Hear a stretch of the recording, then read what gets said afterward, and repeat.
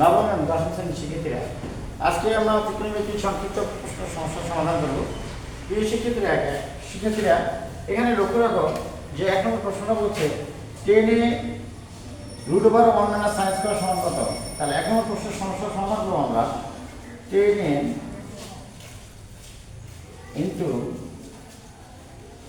1 - sin square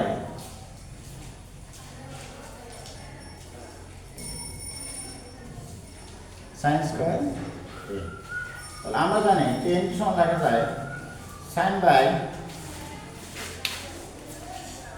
কত মার্কা by করব 10 সমান লেখা যায় sin বাই cos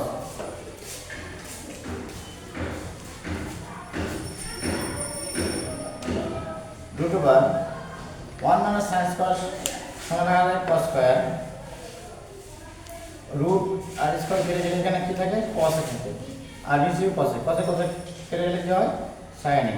তাহলে 1 নম্বর প্রশ্নের উত্তর আমরা পেয়ে গেলাম কি sin। আশা করি সবাই তোমরা বুঝতে পারছো। আমরা একইভাবে 2 নম্বর প্রশ্নের সমস্যার সমাধান করব। আমাদের 2 নম্বর প্রশ্নটা বলতে এই প্রশ্নগুলো একই সঙ্গে শর্ট মানে এমসিকিউ সৃজনশীলের ক এবং সংক্ষিপ্ত প্রশ্ন হিসেবে থাকতে পারে। তাহলে 2 নম্বর প্রশ্ন বলছে sin 45 ডিগ্রি ইকুয়াল √2। তাহলে আমরা sin 45 ডিগ্রির মান জানি আমরা 1/√2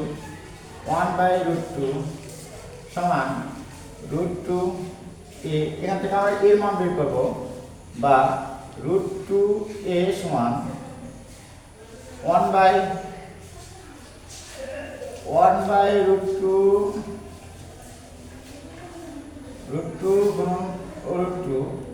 তাহলে আমরা a সমান মান পাই গেলাম। যদি আমরা কাটাকাটি করি তাহলে a সমান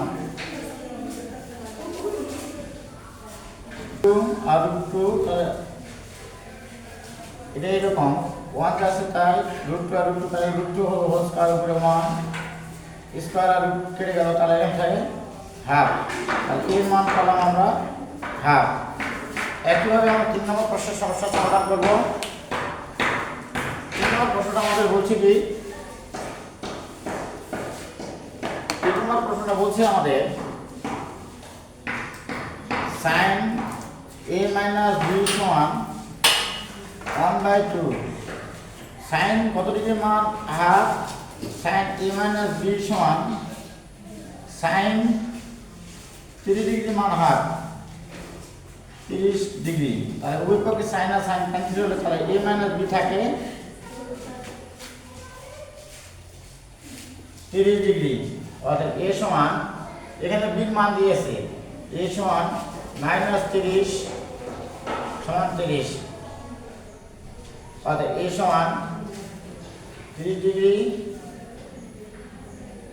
এই -30 ডিগ্রি এপাশে দিলে হয় +30 ডিগ্রি। তাহলে অর্থাৎ a সমান হয় এটা পাওয়া হবে। অর্থাৎ a সমান হয় 60 ডিগ্রি। সুপ্রিয় শিক্ষার্থীরা, আমার এই ভিডিওটা যদি ভালো লাগে তাহলে অবশ্যই লাইক শেয়ার কমেন্ট করো। সবাই ভালো থাকবেন।